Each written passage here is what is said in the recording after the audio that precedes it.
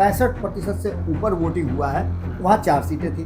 सहरसा 4 सीटें थी, यहाँ भी लगभग 65% के आसपास।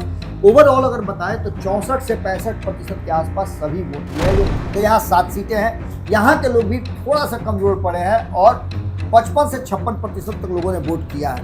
बात हम बक्सर की करें तो यहाँ के लोगों ने भी 57 से 58% वोट किया। अभी भी अपराध होते हैं, लेकिन सरकार का नियत जीरो टॉलरेंस का, सरकार तुरंत उस पर एक्शन लेती है। बिल्कुल, प्रशासन उस पर अंकुश लगाता है और अपराधी तुरंत पकड़े भी जाते हैं, पढ़ाई बीच में ही छोड़ देते हैं। बिल्कुल, इसकी सबसे बढ़िया साक्षरता दर आपके यहाँ 63% है और यहाँ तक कि स्किल कॉलेज, स्कूल और व्यवस्था आपके यहाँ नहीं है। नोरमा ग्रुप, जो सोचता है वो करता है, आपके अपने सपनों का आशियाना। नमस्कार, भारत लाइव देख रहे हैं आप। मेरा नाम है उत्तम कुमार। हमारे खास कार्यक्रम बाबा वाणी में आपका स्वागत है। पहले चरण का जो मतदान का दिन है आज समाप्त हो गया है और लगभग 1300 से अधिक प्रत्याशियों का जो भविष्य है वो ईवीएम मशीन में कैद हो गया है। जो अब उनके भविष्य का फैसला 14 नवंबर को होगा।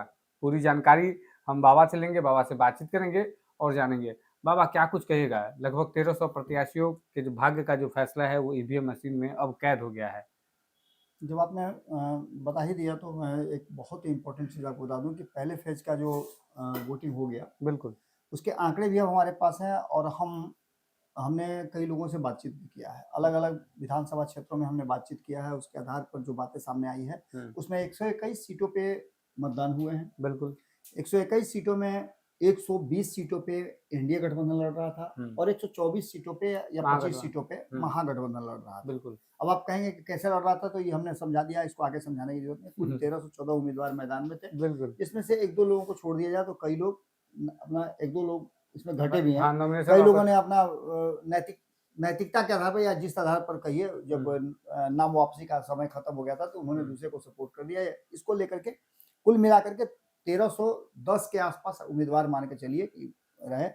45,341 मतदान केंद्र बनाए गए थे और 65,481 पोलिंग एजेंट इसमें थे। बहुत बढ़िया व्यवस्था थी, पुलिस की व्यवस्था भी बहुत अच्छी थी। वोटिंग बहुत शांतिपूर्ण हुआ, छिटपुट बातें हुई, वारदातें हुई, लेकिन उसका बहुत ज्यादा असर, इम्पैक्ट नहीं पड़ा, आपके चुनावी प्रक्रिया पर नहीं पड़ा है। बिल्कुल।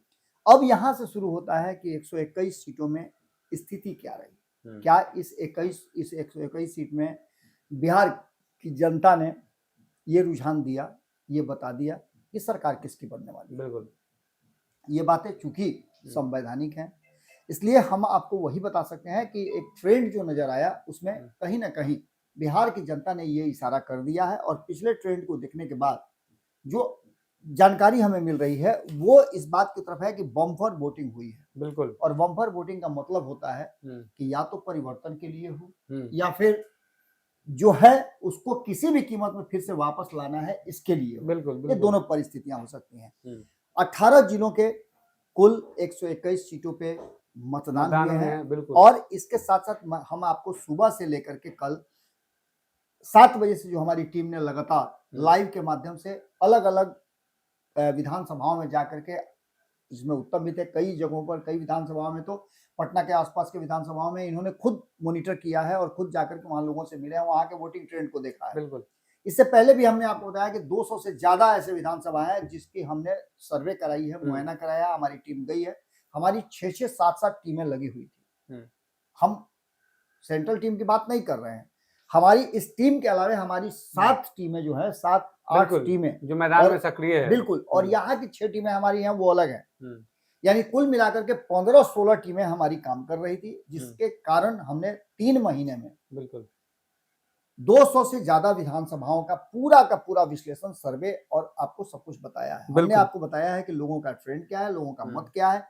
उसके आधार पर पहले चरण की 121 सीटों के 18 जिलों में जो वोटिंग हुए हैं उसके अनुसार जो कल 5 बजे तक का हमारे पास रुझान था, ये वोटिंग प्रतिशत, जहां तक मेरा मानना था, मैंने आपको सुबह 7 बजे जब मैं पहली बार आया था तो मैंने बता दिया था। जब हमारे पास 9 बजे का ट्रेंड आया तो मैंने उसी समय बताया था। मेरे बगल में विकास जी बैठे हुए थे। बिल्कुल। मैंने उनको बताया था कि विकास जी, मुझे लगता है कि ये वोटिंग जो है 60% से ज्यादा जाएगा और बम्पर वोटिंग होगी। बिल्कुल। क्योंकि पता नहीं क्यों मुझे ये बार बार इंस्टिंक्ट आ रहा था, जो लोगों के रुझान मैंने देखे थे। मैं खुद भी जब वोट देने के लिए गया था आपने देखा होगा, मैंने सुबह भी दिखाया था कल हम्म। कि मैं वोट देने जब गया था, मेरी पूरी फैमिली ने वोट दिया है और हमने वोट देने के साथ साथ आपस में चर्चा भी की बिल्कुल। कि आखिरकार जो वोटिंग का प्रतिशत बढ़ रहा है उसके कारण क्या है। उसके कारण हम आपको बताते हैं, लेकिन उससे पहले हम आपको बता दें कि जो 18 जिले हैं उसमें किस जिले में कितनी सीटें हैं। बिल्कुल। मधेपुरा में जहां लगभग 65% से ऊपर वोटिंग हुआ है वहां 4 सीटें थी। सहरसा 4 सीटें थी, यहां भी लगभग 65% के आसपास। ओवरऑल अगर बताएं तो 64 से 65% के आसपास सभी वोट हुए हैं। जो फाइनल वोटिंग की मैं बात बता रहा हूं, मैं नटसेल में बता रहा हूं, एक्यूरेट नहीं बता रहा हूं। एक्यूरेट आएगा तो निश्चित रूप से वो भी आपके सामने हम साझा करते रहेंगे। बिल्कुल। दरभंगा की बात करें तो यहां दरभंगा में 10 सीटें थी और यहां जो है लगभग 60% के आसपास लोगों ने अपने मताधिकार का प्रयोग किया है। इसके अलावा मुजफ्फरपुर की बात करें तो यहाँ 11 सीटें हैं और यहाँ के लोगों ने लगभग 67 से 68% के आसपास मतदान किया है। बिल्कुल। गोपालगंज की बात करें तो यहाँ 6 सीटें हैं और यहाँ के लोगों ने भी करीब 67 से 68% मतदान किया है। सिवान में 8 सीटें हैं और यहाँ के लोगों ने करीब 60 से 61% के आसपास मतदान किया है। बात सारण की करें तो यहाँ भी 10 सीटें हैं और यहाँ के लोगों ने लगभग 63% के आसपास मतदान किया है। वैशाली की बात करें तो यहाँ 8 सीटें हैं और यहाँ के लोगों ने 62 से 63% तक मतदान किया है। समस्तीपुर की बात करें तो 10 सीटें यहाँ हैं और यहाँ के लोगों ने बम्पर से भी बम्पर, यहाँ करीब 68% के आसपास, 69% के आसपास मतदान हुआ है। बेगूसराय की बात करें तो यहाँ 7 सीटें हैं और यहाँ के लोगों ने भी लगभग 68 से 69% तक मतदान किया है। बिल्कुल। इसके अलावा खगड़िया की बात करें तो यहाँ 4 सीटें हैं और यहाँ के लोगों ने भी 62 से 63% तक मतदान किया है। बात हम मुंगेर की करें तो यहाँ 3 सीटें हैं, यहाँ के लोग थोड़ा कमजोर पड़े हैं और यहाँ 58%, 57 से 58% के आसपास मतदान हुआ है। बात करें लखीसराय की तो यहाँ पर लगभग 65% के आसपास वोट हुआ है। मात्र 2 ही सीटें यहाँ है और 2 ही सीट शेखपुरा में भी है जहां पर मतदान का प्रतिशत जो रहा है वो कम रहा है। यहाँ के लोगों ने रुझान ज्यादा नहीं दिखाया है, बहुत सारे कारण हो सकते हैं। यहाँ पर 54 से 55% तक मतदान हुआ है। बात हम नालंदा की करें जो नीतीश कुमार का हार्ट कहा जाता है, 7 सीटें यहाँ पर है और यहाँ भी 60% के आसपास, 62% के आसपास मतदान हुआ है। पटना की बात करें तो शुरू से पिछड़ रहा था और अंततः पटना ने थोड़ा रिकवर करने के बाद लगभग 5 बजे तक तो 55% हमने आपको बता ही दिया था। उसके बाद ये वोटिंग ट्रेंड, जो फाइनल वोटिंग ट्रेंड है वो बढ़ करके लगभग 57 से 58% के आसपास गया। सबसे अधिक सीट 14 सीटें पटना जिले में ही है। इसके अलावा भोजपुर की बात करें तो यहाँ 7 सीटें हैं। यहाँ के लोग भी थोड़ा सा कमजोर पड़े हैं और 55 से 56% तक लोगों ने वोट किया है। बात हम बक्सर की करें तो यहाँ के लोगों ने भी 57 से 58% वोट किया। 4 सीटें यहाँ हैं, ये तो हमने बता दिया। अब इसके बाद वोटिंग का ट्रेंड जो रहा है हम उसकी बात करेंगे। 2005 में 48.85% वोट हुए थे। 2010 में 52.73% हुए थे। माफ कीजिएगा। 2015 में 56.91 यानी 57% के आसपास वोट हुआ था और 2020 में 57.29% वोटिंग हुआ था और इसके आधार पर सरकार बनी थी। कांटे का टक्कर हुआ था। बिल्कुल। आपको पता होगा कि मात्र 12,000 वोट और 3% के आसपास था, जिसको लेकर के तेजस्वी यादव और नीतीश कुमार के बीच में काफी कांटे की टक्कर हुई थी और थोड़ी बहुत कमी के चलते, मात्र 12,000 वोटों के चलते तेजस्वी यादव मुख्यमंत्री नहीं बने थे। इस बार परिस्थितियां बदली हैं। किस कारण से बदली हैं ये तो आप जनता जनार्दन ही जानते हैं, क्योंकि वोट तो अंततः आपने ही किया है, लेकिन हमारे पास जो फीडबैक आ रहा है उसके आधार पर हमने कुछ पॉइंट्स निकाले हैं, जिस पॉइंट्स के आधार पर आप लोगों से भी मैंने चर्चा किया है। बिल्कुल बिल्कुल। मैंने लाइव के माध्यम से जो वोटर थे उनसे पूछने की बात की थी कि आप उनसे पूछिए कि उनके वोट करने का उद्देश्य क्या है, मकसद क्या है, किस आधार पे वे वोट कर रहे हैं। लोगों ने बड़ी सफाई से बातों को टाला। हालांकि कुछ जगह पर तो नाम तक ले लिया कि फलाने को मैंने वोट किया है, लेकिन ये गुप्त मतदान है और गुप्त मतदान में जब 60% से अधिक वोट होता है तो यानी कि उत्साह जनता के भीतर है और जनता चाहती है कि लोकतांत्रिक प्रक्रिया और ज्यादा मजबूत, सबल और सुदृढ़ हो। बिल्कुल। इसको लेकर के कई हॉट सीटें हैं, जिसको हमने बताया भी था कि उन हॉट सीटों पर जो माननीय लोग हैं वर्तमान में, उनको उनकी वापसी हो रही है। किस तरह से वापसी हो रही है या नहीं हो रही है, या उन्होंने जो 5 साल किया है उससे जनता खुश और नाखुश है, बिल्कुल, ये सभी चीजें उस पर निर्भर करती है। और सब छान करके जब हम लेकर के आते हैं तो नीतीश कुमार का यूएसपी जो है वो सामने नजर आता है। नीतीश कुमार 15 साल के लालू राबड़ी शासन को अगर देख लिया जाए तो नीतीश कुमार ने कहीं ना कहीं एक बात तो स्थापित जरूर किया है कि नीतीश कुमार ने लॉ एंड ऑर्डर को मजबूत किया बिल्कुल, है, बिल्कुल। और नीतीश कुमार इसके लिए जाने भी जाते हैं। दूसरी तरफ नीतीश कुमार पर भरोसा है। 30 से ज्यादा, लगभग 2.5 दर्जन के आसपास ऑर्गेनाइज गैंग थे, ऑर्गेनाइज क्राइम करने वाले लोग थे, ऑर्गेनाइज जो कहा जाता है कि ऐसे संगठन थे जो विभिन्न तरह के अपराध किया करते थे, षड्यंत्र रचते थे, अपराध करते थे। बिल्कुल, अपहरण से लेकर के हत्या तक, हत्या से लेकर फिरौती तक, फिरौती से लेकर के रंगदारी तक, ये सब कुछ चलता था। इसके अलावा नरसंहार होते थे, उद्योग का धंधा, नक्सलवाद प्रभावित था। ये सभी चीजें नीतीश कुमार ने आकर के खत्म किया। हम ये नहीं कह रहे हैं कि 2005 से 10 वाले नीतीश कुमार हैं, लेकिन हम ये जरूर कह रहे हैं कि नीतीश कुमार का इकबाल और सरकार का इकबाल देखने को मिलता है। क्राइम आज भी हम ये नहीं कह रहे हैं कि जीरो टॉलरेंस है, अभी भी अपराध होते हैं, लेकिन सरकार का नियत जीरो टॉलरेंस का है। सरकार तुरंत उस पर एक्शन लेती है, बिल्कुल। प्रशासन उस पर अंकुश लगाता है और अपराधी तुरंत पकड़े भी जाते हैं, बिल्कुल। अनुसंधान में तेजी। हालांकि अनुसंधान की जब बात आ गई तो मैं वहां भी आपको बता दूं कि आपको पता होगा कि पहले हुआ क्या करता था, स्पीडी ट्रायल होता था, बिल्कुल, चलंत कोर्ट की व्यवस्था की जाती थी, और इसके आधार पर fast track court, speedy trial के माध्यम से मामलों को जल्दी जल्दी निपटाया जाता था और सजा होती थी। बिल्कुल, इन सब चीजों में शिथिलता जरूर आई है, इससे हम इनकार नहीं कर सकते। लेकिन महिलाओं को इस बात को लेकर के, महिलाओं का भरोसा है नीतीश कुमार पर भरोसा करती हैं कि वो हैं तो सुशासन रहेगा, और रात में भी महिलाएं कहीं जाती हैं तो उनको किसी तरह का कोई ऑकरेंस नहीं होगा। बिल्कुल, हमने महिलाओं से भी बातचीत की थी कल बाबा, तो महिलाएं भी बढ़ चढ़ के बोल रही थी कि सीएम नीतीश कुमार के राज में हम लोग जो अपने आप को सुरक्षित महसूस करते हैं, विकास के लिए मतदान करने आए, लोग खुलकर बोल रहे थे। इसके अलावा मैं 2-3 बातों को बड़ी इसमें महत्वपूर्ण मानूंगा। आप लोग जो घूम रहे थे संपादक नमन मिश्रा जी के साथ, बिल्कुल, मैंने शाहाबाद और मगध का, मगध के तो कम क्षेत्रों में चुनाव था, लेकिन शाहाबाद और मगध के जिन क्षेत्रों में चुनाव था, वोटिंग थी कल, उन सीटों को अगर हम नजर से देखें, भारत लाइव की नजर से देखें, या अन्य पत्रकारों से जो मेरी बातचीत हो रही है, वरिष्ठ पत्रकारों से, उनकी नजर से देखें, तो ये साफ साफ हमें नजर आ रहा है कि कहीं ना कहीं इस बार सीट बंटवारे को लेकर के जो चिराग पासवान ने प्रस्ताव रखा था एनडीए गठबंधन के भीतर कि उम्मीदवार मजबूत होना चाहिए, बिल्कुल, पार्टी कोई भी हो, सिंबल कोई भी हो, लेकिन सभी पांचों मिलकर के, पांचों पांडव मिलकर के उस सीट को जितवाने के लिए हर संभव प्रयास करेंगे। बिल्कुल बिल्कुल, और ये देखने को मिला, पूरी तरह से कैलकुलेटेड ढंग से उम्मीदवारों का चयन हुआ, और यहां तक कि चिराग पासवान ने कई हारी हुई सीटें अपने पाले में रखी और कहा कि मैं फ्रंट से लीड करने के लिए तैयार हूं। इसमें से कई ऐसी सीटें हैं जिस पर चिराग पासवान का प्रदर्शन बेहतर होगा। इन सभी में एक चीज तो साफ साफ नजर आ रहा है कि जो खास करके नीतीश कुमार का यूएसपी है वो असरदार नजर आ रहा है। बिल्कुल, महिला वाला फैक्टर, जो महिलाएं 2005 से नीतीश कुमार के साथ जुड़ी हैं, ये उनकी कोर वोटर है।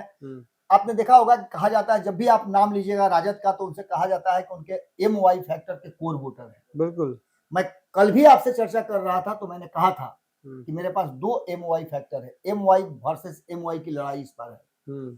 मुस्लिम और यादव के अगेंस्ट महिला और यूथ, इसकी लड़ाई है, और महिला और यूथ की लड़ाई में नीतीश कुमार आगे निकल रहे हैं, एमवाई से ज्यादा आगे निकल रहे हैं। उसके पीछे कारण है कि महिलाएं आधी आबादी है, और इस आधी आबादी ने जो अंतर पैदा किया है वो कहीं ना कहीं 121 सीटों पे उसका असर देखने को मिलेगा। पूरा का पूरा पासा पलटता हुआ आपको दिखाई देगा, और युवाओं ने जो पढ़े लिखे हैं, हालांकि उनके भी आंकड़ों की अगर बात करें तो बड़ा दुखद है कि तेजस्वी यादव ने कह तो दिया कि हर घर को नौकरी देंगे, बिल्कुल, लेकिन तेजस्वी यादव किस पद पे नौकरी देंगे, कौन सा पद सृजित करेंगे? क्योंकि जो बिहार की स्थिति है, उस स्थिति में मात्र आपके पास 46 विभाग हैं। बिल्कुल, आपके पास रिक्तियों की संख्या कितनी है ये आपको पता नहीं है। इसके लिए आइडेंटिफाई करने में आपको वक्त लगेगा, और 46 विभागों में आप 2 करोड़ 2.5 करोड़ लोगों को कैसे एडजस्ट करेंगे, बिल्कुल कौन सी नौकरी देंगे? ये भी एक बड़ा महत्वपूर्ण है, क्योंकि आपके यहाँ जो शिक्षा की स्थिति है कि 15% लड़के ही 10वीं पास कर पाते हैं, बिल्कुल जो सरकारी स्कूलों की स्थिति है या जो बाकी की चीजें हैं। इसके बाद आपके यहाँ ग्रेजुएट की संख्या बहुत कम है, या तो वो हायर एजुकेशन के लिए कहीं अन्यत्र चले जाते हैं या फिर ग्रेजुएट होकर के पढ़ाई बीच में ही छोड़ देते हैं। बिल्कुल इसकी सबसे बढ़िया साक्षरता दर आपके यहाँ 63% है, और यहाँ तक कि स्किल्ड कॉलेज, स्कूल और व्यवस्था आपके यहाँ नहीं है। नीतीश कुमार ने इसकी व्यवस्था करने की बात कही है और कहा है कि मैं नौकरी और रोजगार दोनों 1 करोड़ दूंगा। ये लॉजिकल लगता है।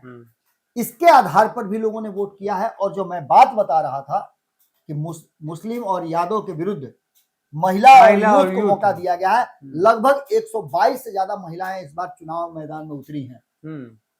इसके साथ साथ मैं आपको बता दूं, सीट बंटवारे में बहुत ही सामंजस्य बिठा करके अंतिम समय तक आपने देखा होगा कि महागठबंधन में जो कह रहा था कि वोटिंग के 1 दिन या 10 घंटा 8 घंटा पहले नाम वापस लिए जा रहे हैं, समर्थन दिया जा रहा है महागठबंधन में, ये क्या है? कहीं ना कहीं आपने हड़बड़ी का ब्याह कनपटिया सिंदूर वाला स्थिति कर दिया। बिल्कुल। तो ऐसी स्थिति में ये वोटिंग ट्रेंड बढ़ने का तात्पर्य यही लगता है कि नीतीश ने जो वादा किया है, नीतीश कुमार की सरकार ने जो वादा किया है, एनडीए ने जो वादा किया है, उस वादे पर कहीं ना कहीं बिहार की जनता को कहीं भरोसा हुआ है और उस भरोसे का ये प्रतिफल हो सकता है। अब इसमें दोनों को अगर पलड़े पर रखें तो बहुत सारी ऐसी सीटें हैं जिसमें आकलन आपको निकाल करके दिखाया गया है।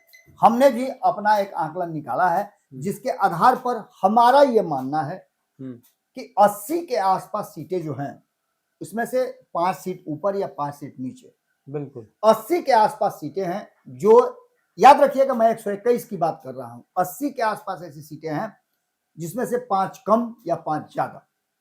इसी के आधार पर एनडीए गठबंधन को जा रहा है और बीच में कहीं कोई दूर दूर तक नहीं नजर आ रहा है। इंडिया गठबंधन को 40 ±5 इसी के आसपास जा रहा है और 1 से 2 सीटें किसी अन्य को जा सकती है। इन सभी बातों को लेकर के जो चाचा भतीजा की सांस अटकी हुई है उसके पीछे का कारण यही है।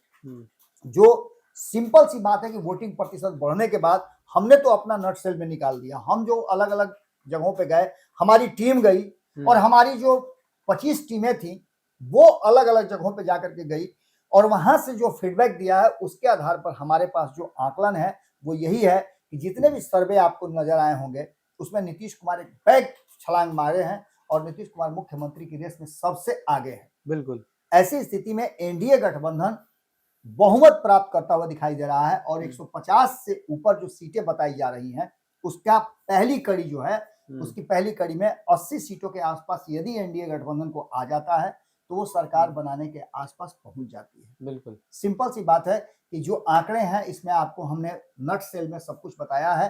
अब सीटों के अलग अलग आकलन भी तो हम आपको बताएंगे। जो 11 तारीख के शाम 6 बजे के बाद जो महाभारत 2025 हमारा जो है सत्य शोध जो हम लेकर के आते हैं उस सत्य शोध में हम आपको एक एक सीट का विश्लेषण करके बताएंगे।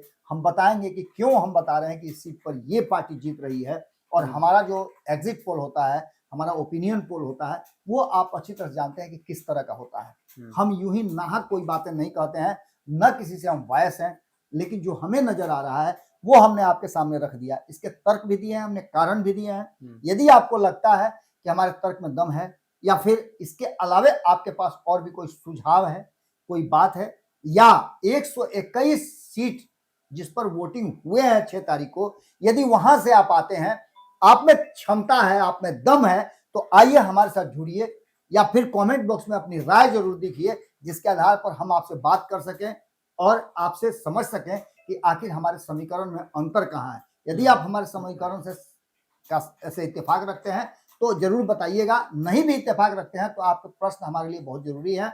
आप क्यों इत्तेफाक नहीं रखते हैं, क्या रखना चाहते हैं, बायस होकर के नहीं, एकदम सेकुलर होकर के आप इस बात को रखिए और बताइए कि आखिर हमने जो बताया कि फर्स्ट फेज के 121 सीटों में से लीड लेता हुआ दिखाई दे रहा है एनडीए गठबंधन, इसमें आप कितना सहमत हैं। देखो, तो हमारा खास कार्यक्रम बाबा वानी देख रहे थे आप, और पहले चरण के मतदान में 121 सीटों पर मतदान हुए हैं और इसमें कहीं ना कहीं जो एनडीए है वो बढ़त लेती हुई दिखाई दे रही है और इसमें जो एमजीबी है, महागठबंधन है, वो पिछड़ता हुआ दिख रहा है। इस खबर पर आपकी क्या कुछ प्रतिक्रिया है, कमेंट बॉक्स में जानकारी जरूर दें। बने रहिए आप हमारे साथ, देखते रहिए भारत लाइव। धन्यवाद।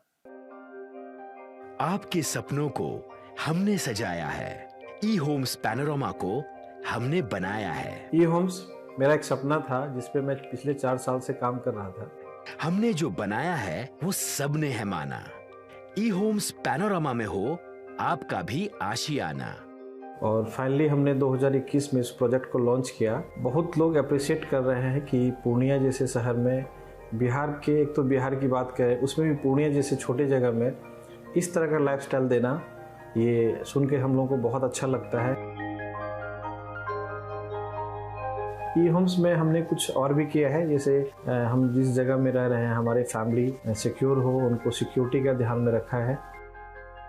आपकी सुविधा और सुरक्षा आपके लिए खास है, ये आपका विश्वास है। इसमें आर्टिफिशियल इंटेलिजेंस का 7 लेयर सिक्योरिटी का हमने इस्तेमाल किया है। लस ग्रीन कैंपस को बनाया है। यदि हमारा बाउंड्री वाल है तो वो वर्टिकल गार्डन है।